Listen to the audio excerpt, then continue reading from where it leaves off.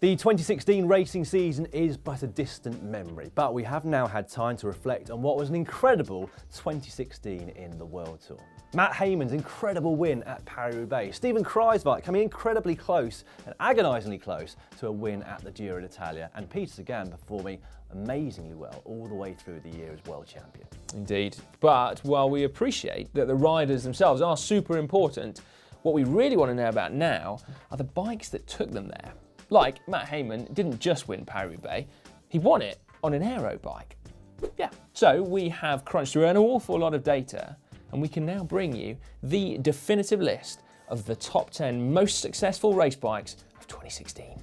We can, but how exactly have we done it, I hear you ask? Well, we have used mathematics.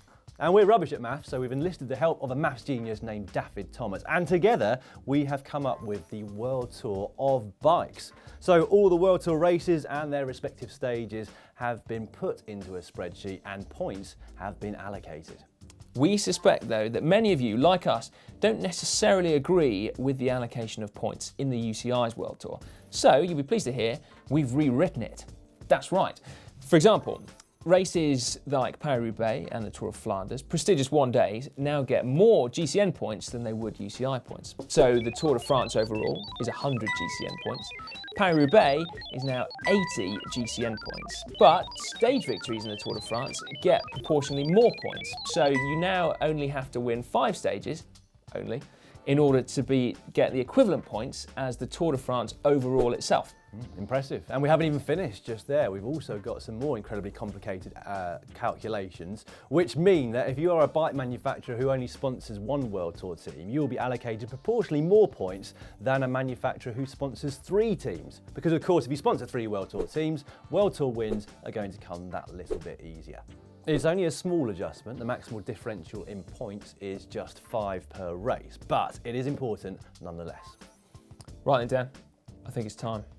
It is. For the 10th most successful race bike of 2016, it is the Lapierre Helium SL, racking up 102 GCN points. This has taken stage wins at the Criterium de Dauphiné, as well as the Vuelta a España, but of course the big one was Arnaud Démar's win at Milan-San Remo all the way back in March. All told, this means they've racked up enough points to get themselves just inside the top 10. What we found interesting though was that Démar chose to use this model, which is the lightweight version for Lapierre, as opposed to the Air Code, which on paper is the faster model for a sprinter. In at number 9, it's the Ridley Helium SL with 114 GCN points. Now last year, the Helium SL finished 10th on our list of most successful bikes, so it climbs 1 place this year. It won the Tour of Poland overall, stages in Grand Tours, including Tom Stegent on top of Mont Ventoux, although you could be forgiven for forgetting that, given that everything else that happened on Mont Ventoux that day. Now, sadly, this is perhaps the last time we'll see the Helium SL in the World Tour, but don't be dismayed for long. It's because Ridley have developed a new, even lighter helium, and that is going to be launched apparently in 2017. Maybe the SSL. In at number 8, on 136 GCN points, is the Scott Addict. Another featherweight bike which is due a refresh anytime soon, given that it was launched all the way back in the summer of 2013. Hardly a surprise though that it's made the top 10, given the exploits of a certain Esteban Chavez, who had multiple victories this year, and who knows where it would have come had he held onto the pink jersey at the end of the Giro d'Italia. Yeah. Number 7, it's the Cervelo S5 with 150 GCN points. Now this bike has amassed an impressive array of results this year. Mark Cavendish took 4 stages at the Tour de France, Stephen Cummings took 1, and also another thing going in this bike's favour is the fact that Cervelo stopped the riders using the Superlight R5 in any race except Paris-Roubaix, leaving them with just one choice, the aerodynamic S5, meaning that all 10 victories this season were aboard this bike. I tell you what, Dan, at least I mentioned Data's bike fares better in the GCN World Tour than the team did in the UCI World Tour. I think that shows that ours is probably fairer. Well, definitely. In at number 6, on 171 GCN points, is the Specialized BenJ Via. So the second aero bike in the top 10 after that Cervelo S5. Now this is a very stage-specific bike, which means it doesn't get used as much as most other bikes in the World Tour, but nevertheless, it's had a very successful year, including multiple stages of the Grand Tour, ridden by the likes of Peter Sagan and Marcel Kittel. Now I think it's fair to say that this was adopted fairly slowly after its release by the pro riders, but now you can hardly keep them off it. Number 5, it's the BMC Team Machine SLR-01 with 198 points. Now, with just one team in the World Tour, it's a great performance from the BMC, especially when you think that one of their key riders, Richie Porte, won just one World Tour race this year. The rest is largely down to the performance of one Greg van Avermaet. Overall at Tirreno Adriatico, the GP Montreal, and of course a stage win at the Tour de France. But having said that, it is a well-rounded team and it has been a solid and consistent year for them. Just off the podium, in at number 4 is the Canyon Ultimate CF SLX on 366 points, which is a huge leap of 168 over the BMC Team Machine. This bike has of course won a Grand Tour this year in the form of the Vuelta, as well as multiple Grand Tour stages, and there's no doubt that this was a great year to be the sponsor of both Movistar and Katusha.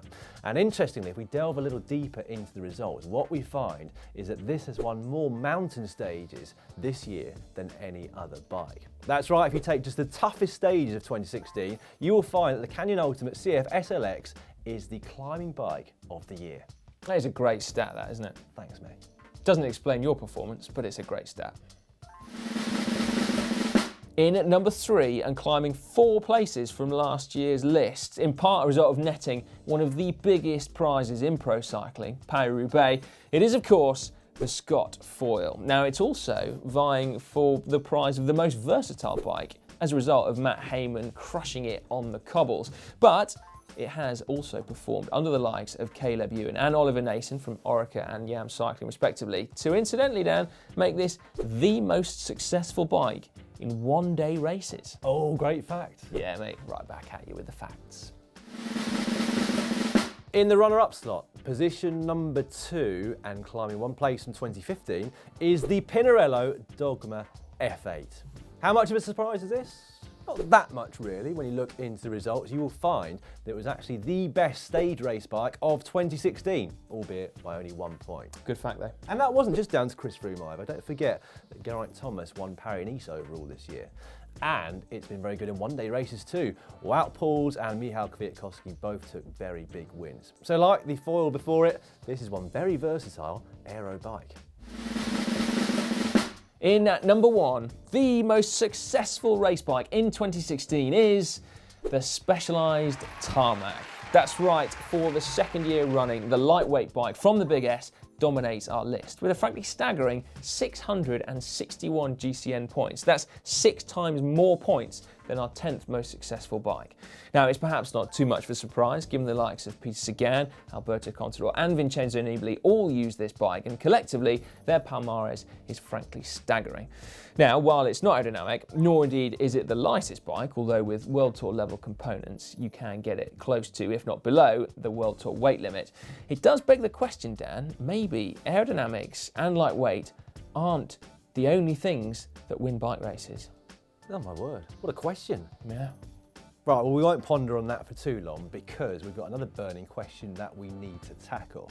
So certain brands, I'm thinking BMC and Pinarello, really don't have one model for their riders to use throughout the season on all types of terrain, which means any victories are going to be very much concentrated on that one particular model. Whereas other brands like Specialized and Giant have up to 3 models for their riders to choose for different types of terrain, and so their victories are going to be slightly more spread out. And that begs the question then, who has been the most successful manufacturer of bikes for 2016? Well, we've got the results for that too. In 5th place, it is BMC. 4th place goes to Canyon. 3rd place goes to Pinarello. 2nd place is Scott. And no surprise really at number 1, given that they had the BenJ at number 6 and the Tarmac at number 1. It is, of course, Specialized. Well, there we go. We have got so many more cool stats and data to show you that we thought that if you asked for it in the comment section down below, that we would go into things a little bit deeper in a live video.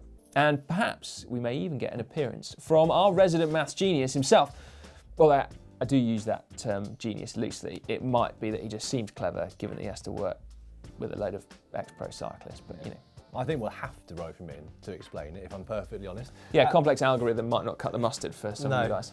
We'd love to hear your thoughts on this too. Do you agree with our top 10? And what's been your favourite bike of 2016, even if it wasn't amongst the most successful? Leave your thoughts in the comment section down below. Yeah. Make sure as well that you subscribe to GCN, if for nothing else, other than you'll be in the perfect place for the 2017 season, which we will be covering in all sorts of different ways very soon indeed. Yeah, we've got a couple more videos after you've done that to watch right now. First up is a tour around Chris Froome's pro bike, a Pinarello. Yeah, or Vincenzo Nibali's specialised Tarmac, which is certainly one of the most beautiful as well as successful. Yeah, It's just over you'll there. find them down here. Yeah.